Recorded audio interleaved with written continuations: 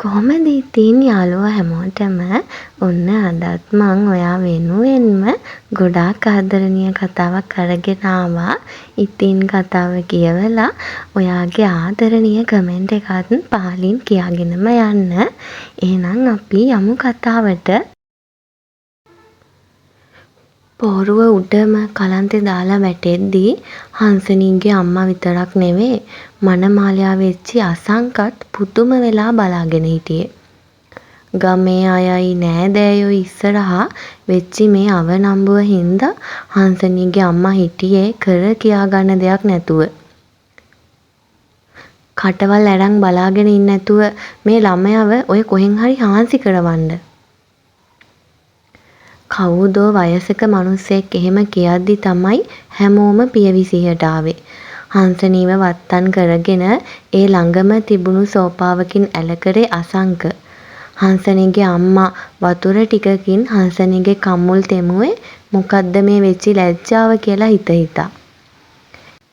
ඒත් එක්කම අෂ්ටක කියන්න ඇවිත් හිටපු වෙද මහත්තයා හංසනීගේ අතක් අරන් නාඩි බැලුවා.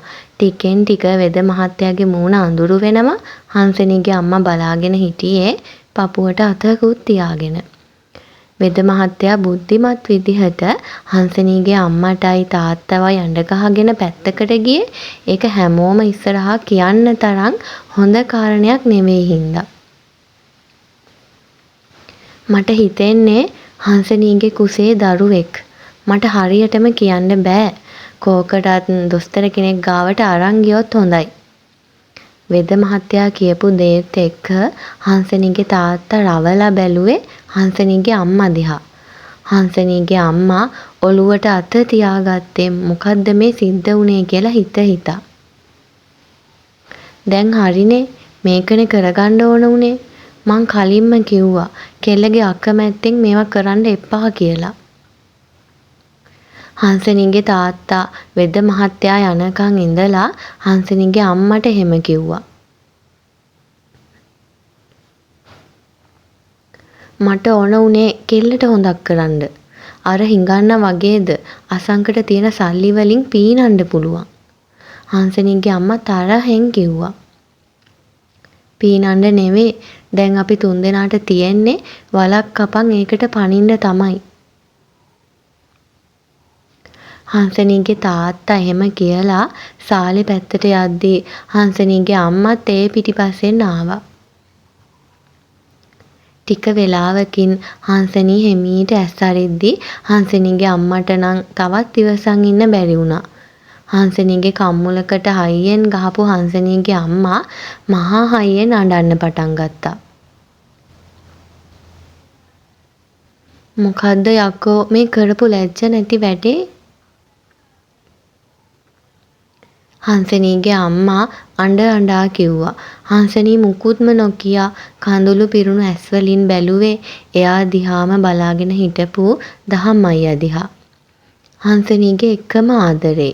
හැබැයි ඒ අසංක නෙවෙයි. ඒ තමයි දහම්. දහම් කියන්නේ අසංකගේ එක කුස උපන් අයියා. හංසනී අවුරුදු ගාණක් තිස්සේ ආදරය කරේ දහම්ට. අසංකත් හංසනීට ආදරය කරා. දහම්ටත් කලින් ඉඳන්මයි අසංක හංසනීගේ පස්සෙන් ආවේ. ඒත් හංසනීගේ හිත ගියේ දහම්ට. අයයි මල්ලි උනත් අසංකගෙයි දහම්ගේ ගතිගුණ හරියට අහසයි පොළොවයි වගේ. අසංක කියන්නේ අවුරුදු 5ක් විතර රට ඉඳන් ලංකාවට ඇවිත් එයාගෙම බිස්නස් එකක් කරන කෙනෙක්. හංසනීගේ අම්මා කිව්වා වගේ අසංකට පීනන්න සල්ලි තියෙනවා. ඒත් අසංකට තියෙන්නේ හරිම පහත් ගතිගුණ. කොච්චර සල්ලි තිබ්බත් වැඩක් නෑ ගතිගුණ හොඳ නැත්තම්. අසංක ගොඩාක් ගෑනු ළමයිට බොරු බලාපොරොත්තු දීලා රවට්ටලා තියෙනවා. සමහර ගෑනු ළමයි අදටත් අසංක හින්දා විඳවනවා. අසංකට පොඩි දෙයකටත් තරහ යනවා. කෙල්ලෙකුට අතක් උස්සන්න උනත් අසංක දෙපාරක් හිතන්නේ නෑ. කොච්චර සල්ලි තිබ්බත් අසංකගේ ඉතුරුවකුත් නෑ. හැමදාම නයිට් ක්ලබ් වලට පවා යනවා. ඒත් අසංකගේ අම්මලාගේ වැඩි සැලකිල්ල තිබ්බේ අසංකට. කොහොම වුණත් අසංක එක්ක කෙල්ලෙකුට ජීවත් වෙන්න තියා හිතන්නවත් බෑ. දහම් කියන්නේ අසංකට වඩා හාත්පසින්ම වෙනස් කෙනෙක්. දහම්ට තිබුණේ හරිම නිවුණු ගති පැවතුම්. ඕනම ප්‍රශ්නයක් දහම් එක කතා කරලා විසඳ ගන්න පුළුවන්. පුදුම විදියට මනුස්සකම් තිබ්බ දහම් ගාව. ඒත් දහම්ට පොඩි ප්‍රශ්නයක් තිබ්බා. දහම්ට තාමත් රස්සාවක් තිබ්බේ නෑ. දහම් පොඩි ඉඩම් කෑල්ලක එක දේවල් වගා කරා. ඒකින් ලැබුණු ආදායම විතරයි දහම්ට තිබ්බේ. මොන තරම් ජොබ් වලට ඉන්ටර්වයුව ගියත් දහම්ට එක ජොබ් එකක්වත් හරි ගියේ නෑ. මේ හින්දම දහම්ගේ පවුලේ අය පවා දහම්ව කොන් කරලයි තිබ්බේ. අම්මා තාත්තා පවා දහම්ව වැඩිය ගණන් ගත්තේ නෑ. දහම්ගේ මල්ලි වෙච්චි අසංකත් දහම්ට වෙලාවකට කතා කරේ හිඟන්නා කියලා.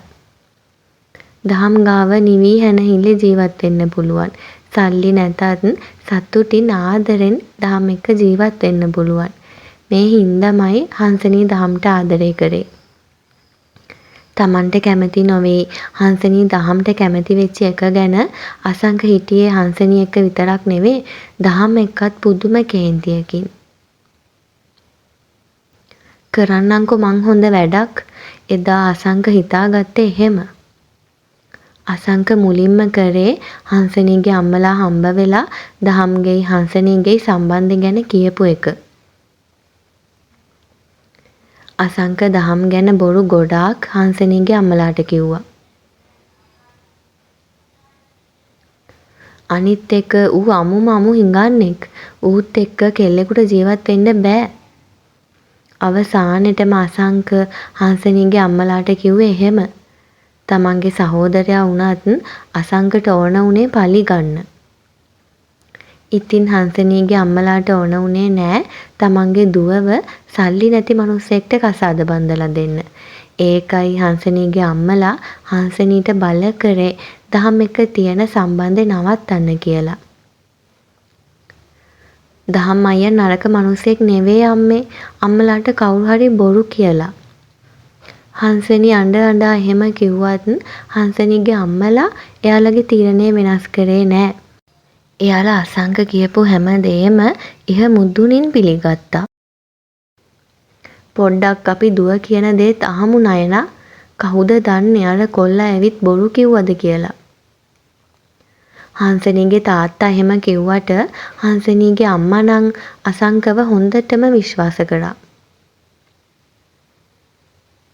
තමන්ගේම අයියා ගැන එහෙම බොරු කියයිද? මට නම් අසංක පුතාව විශ්වාසයි. හංසනීගේ අම්මා කිව්වේ එහෙම.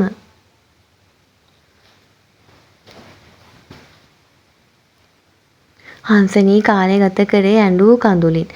දහම්ව අතාරින්න හංසනීට හීනකින්වත් බෑ.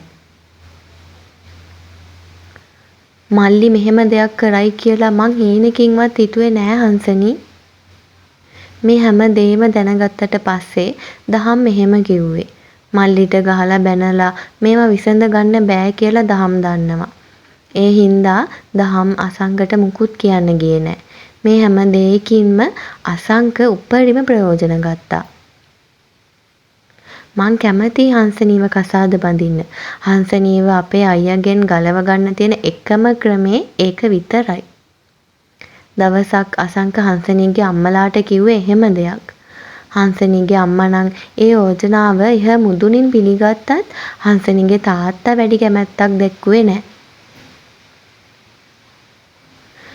අපි දුවගේ කැමැත්තත් අහමු නයනා. මේවා එයාගේ අකමැත්තෙන් කරන්න බෑනේ. හංසනීගේ තාත්තා ඒ වෙලාවෙත් හංසනීගේ පැත්තට කතා කරා.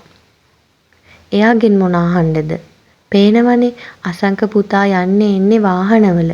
අතට පයට වැඩකාරයෝ. තවත් මොනවද?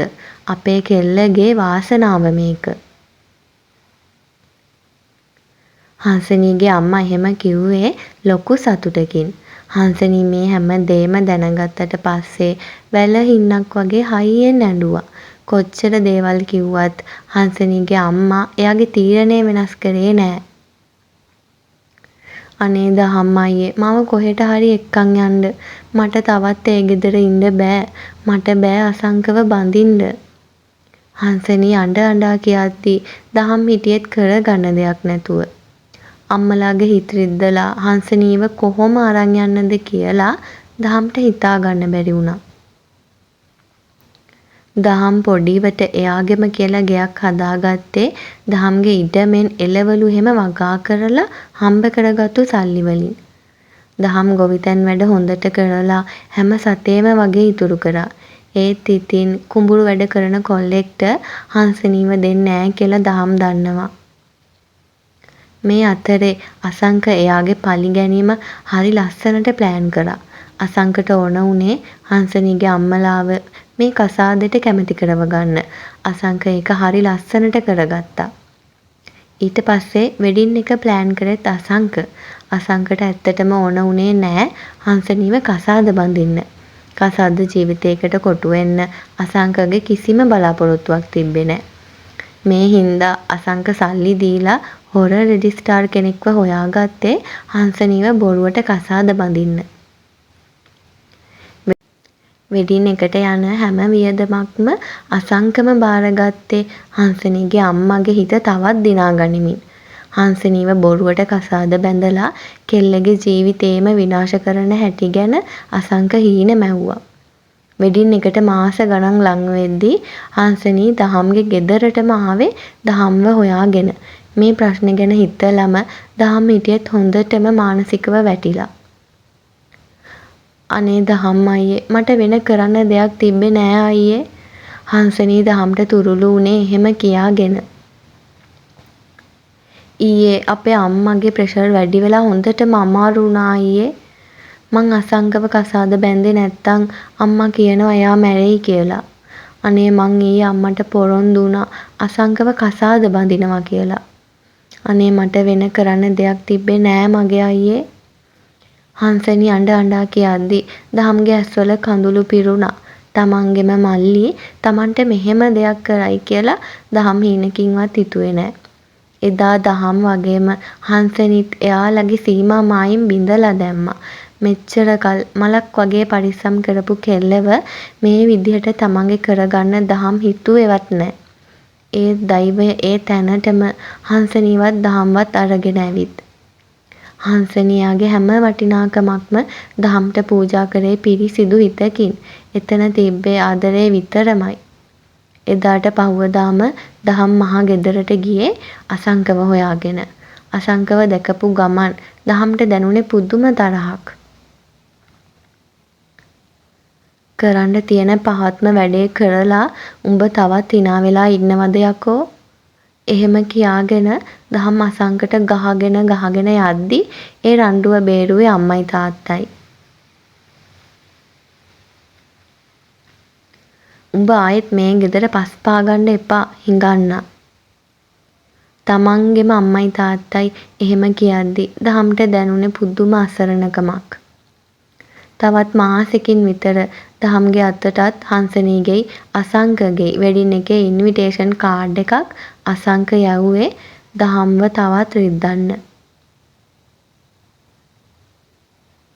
ඉතින් මේ විදිහට හංසනීගේ වෙඩින් එක සිද්ධ වෙද්දි හංසනීවත් දැනන් හිටියේ නෑ දහම්ගෙයි හංසනීගෙයි ආදරේ සංකේතේ හංසනීගේ කුසට ඇවිත් කියලා.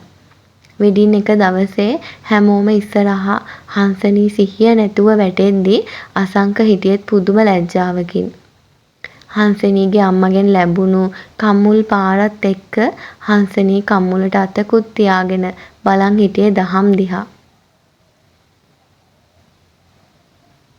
උඹ අපේ මුනේ දැලි ගෑව හංසනී කාගේද මේ දරුවා? හංසනීගේ අම්මගේ ඉවසීමේ සීමාව පැනලයි තිබ්බේ. ඒකයි හංසනීගේ අම්මා ඒ විදිහට කෑ ගැහුවේ. හංසනීට තාමත් මේ හැමදේම හීනයක් වගේ. හරිම වෙලාවට එයා ඇවිත් කියලා හංසනීට හිතුණා. හංසනීගේ ඇස්වල කඳුළු පිරෙද්දී දහම් ආවේ හංසනී ගාවට. හංසනී දහම්ව බදාගෙන ඉකී ගගහ ඇඬුවා. අසංක දත් මිටි කෑවේ දැනිච්ච තරහට. ඒ තරම් කේන්තියක් අසංකට කවදාවත් දැනිලා නැතුව ඇති. කේන්තියෙන්ම ඇඳගෙන හිටපු කෝට් එක ගලවලා බිම දාපු අසංක හංසනීගේ ගෙදරින් එළියට බැස්සා.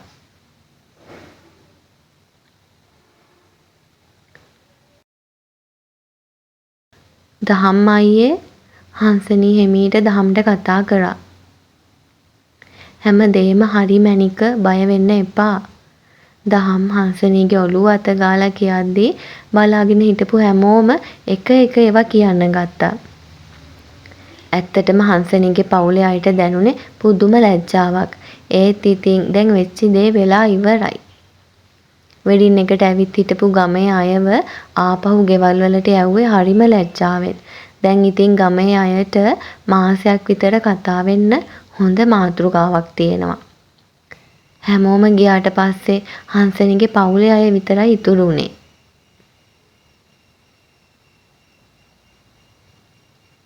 ඌ එක්කන් ඇවිත් තියෙනෙත් හොර රෙජිස්ට්‍රාර් කෙනෙක්. හංසනීගේ තාත්තා එහෙම කිව්වේ හංසනීගේ අම්මට ඇහෙන්න.